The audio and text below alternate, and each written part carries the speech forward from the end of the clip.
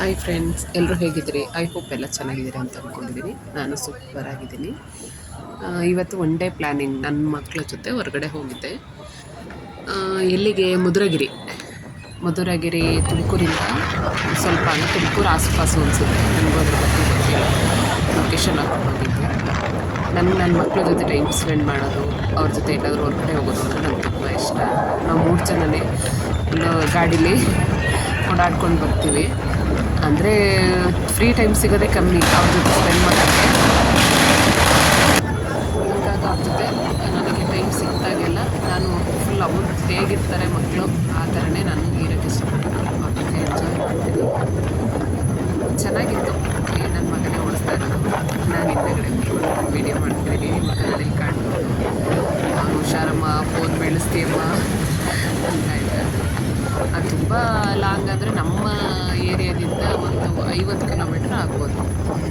ಅಲ್ಲಿಗೆ ಇದ್ರ ಹತ್ರ ಅದೇ ಮಧುರಗಿರಿ ಅಲ್ಲಿಗೆ ಹೋಗಲಿಕ್ಕೆ ಹೈವೇಲಿ ಹೋದ್ವಿ. Long drive with my sons.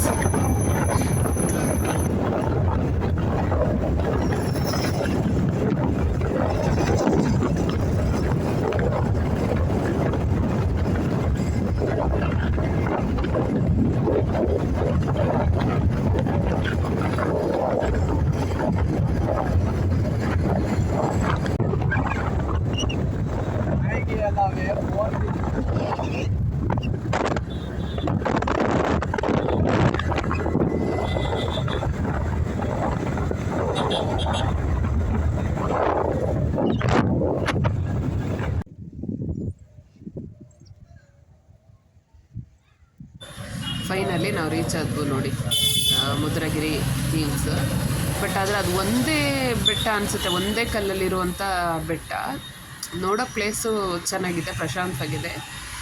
ಸ್ವಲ್ಪ ಟೆನ್ಷನ್ನು, ಈ ಸ್ಟ್ರೆಸ್ಸು ಎಲ್ಲ ಅದರಿಂದ ರಿಲೀಫ್ ಆಗಬೇಕು ಅಂದರೆ ಒನ್ ಡೇ ಪ್ಲ್ಯಾನಿಂಗ್ ಓಕೆ, ಚೆನ್ನಾಗಿದೆ.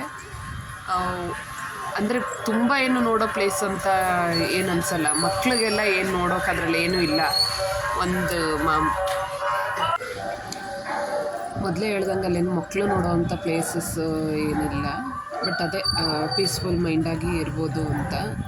ಅದು ಜೈನರದು ದೇವಾಲಯ. ಅದು ಒಳಗಡೆ ಜೈನರ ವಿಗ್ರಹ ಇದೆ. ಒಳಗಡೆ ವಿಡಿಯೋ ಮಾಡ್ಕೊಳ್ಳೋದು ಬಿಡಲಿಲ್ಲ ಅವರು ನನಗೆ.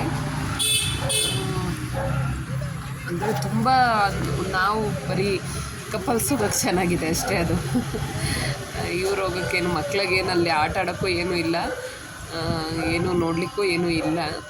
ನಾವು ಹೋಗಿದ್ದು ಮಧ್ಯಾಹ್ನ 2 ಗಂಟೆ ಆಗಿತ್ತು. ನನ್ನ ಹುಡುಗರು ಬೇಡಮ್ಮ, ನಂಗೆ ಬೆಟ್ಟ ಹತ್ತಕ್ಕಾಗಲ್ಲ, ಬೇಡ ಇಷ್ಟೊತ್ತು ಬಿಸಿಲಲ್ಲಿ ಬೆಟ್ಟ ಹತ್ತೋದು ಬೇಡ ಅಂತಂದರು. ನಾವು ಹಾಗಾಗಿ ಬೆಟ್ಟನೂ ಹತ್ತಲಿಲ್ಲ.